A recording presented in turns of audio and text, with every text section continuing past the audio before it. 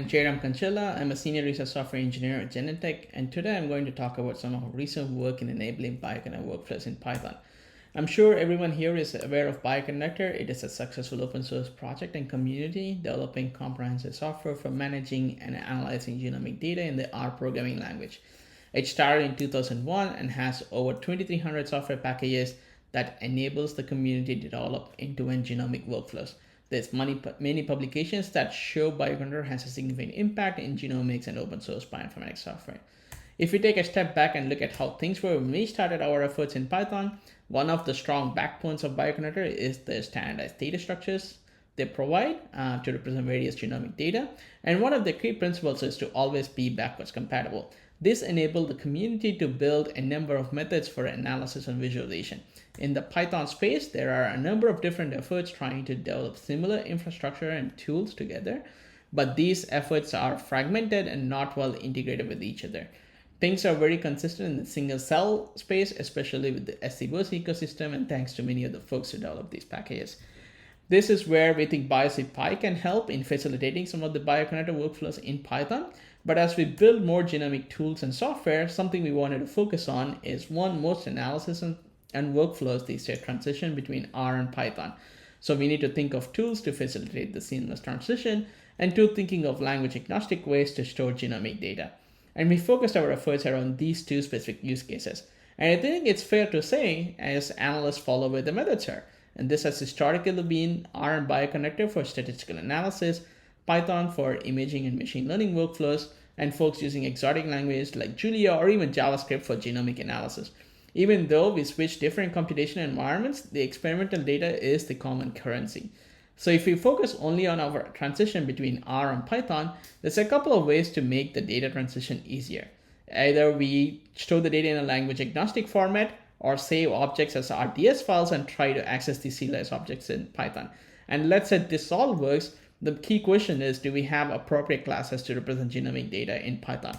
And this is where we initially focused on our efforts. We implemented a number of genomic data structures that align with Bioconductor and they are interoperable with R, with a strong support for interval-based operations like genomic ranges or range summaries experiments.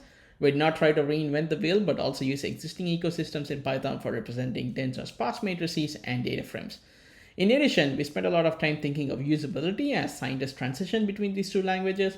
For example, if you want to compute flanking regions, the R and the Python syntax, along with the parameters, is almost the same, except you're switching from a functional programming paradigm to an object-oriented language. And as we mentioned before, there's a number of classes that provide Bioconductor representations for storing genomic annotations and experimental data. We also developed additional packages to support delayed operations and matrix representations that are compatible with R, and we're expanding this to spatial and CRISPR modalities.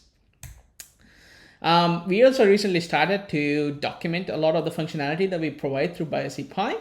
The original goal was to be able to reproduce the computational genomics in our book, and currently our tutorial provides introduction to all data structures that we implemented, operations over these representations, and how to interop between R and Python using a couple of different approaches that we have implemented. The book itself uses Quarto for reproducibility, and all the snippets are reusable. And a case study where we think this is super helpful is in the single cell space. A recent bioRxiv paper from Leo Pacto's lab highlights some of the differences in analysis of single-cell data between Surat and ScanPy. Even though they look like they have the same steps at the higher level, there are a lot of implementation details that result in a different interpretation of the results.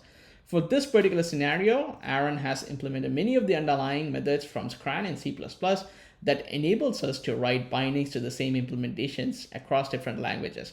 We built an app called Kana that is also published last year that allows you to analyze single cell data in the browser without any backends, using the same underlying C++ methods using a technology called WebAssembly.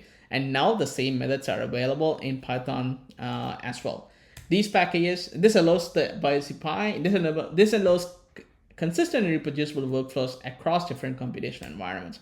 The packages are open source and are available on GitHub. We also have strong collaborations with Bioconductor and Nathan's lab, who provided a lot of the early feedback and helped make our tools better. If anyone is interested, we're also presenting a workshop on interoperability between R and Python at Bioconductor in a couple of weeks. So feel free to check it out, and also reach out if you're interested in contributing or have any questions. Thank you.